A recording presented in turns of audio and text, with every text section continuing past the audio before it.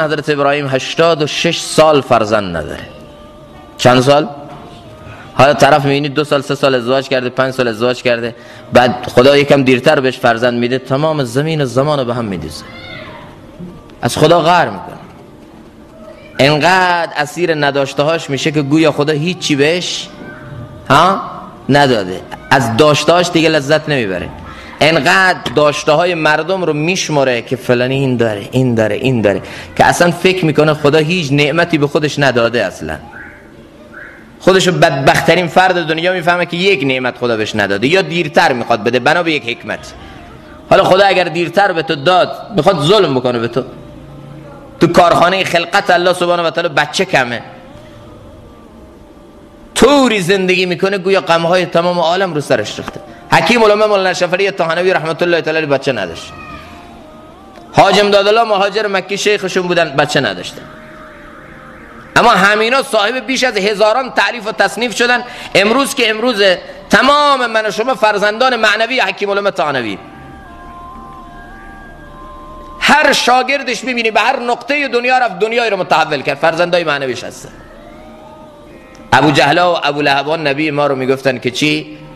تو ابتری، تو مقطوع النسل، یعنی دیگه بعد از تو دیگه پسری نیست که نام تو دنیا باقی بمونه.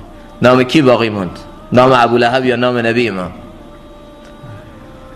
با این محاسبات نجومی که غروب و طلوع خورشید هست، فرمودن در هیچ لحظه از دنیا نیست که فریاد اشهد ان لا اله الا الله و اشهد ان محمد رسول الله بلند نباشه.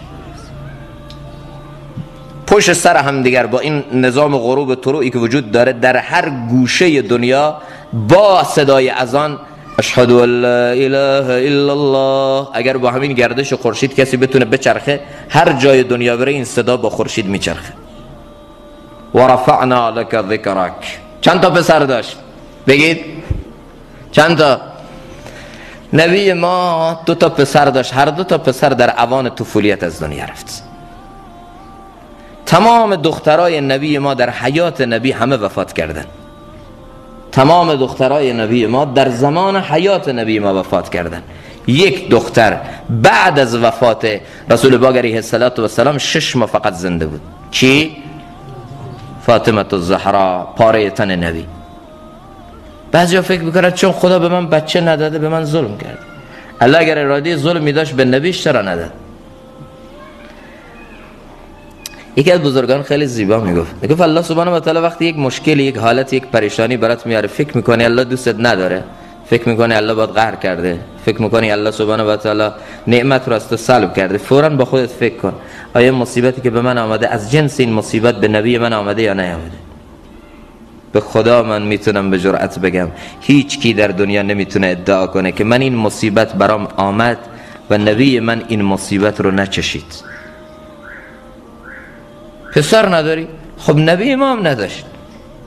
دختر نداری؟ نبی ما تو زندگی خودش داغ دیده تمام دختراش شد. حالا امروز یک حالت کوچک تو زندگی ما میاد، جزع و فزع ما، داد و فریاد ما تمام عالم رو میگیره.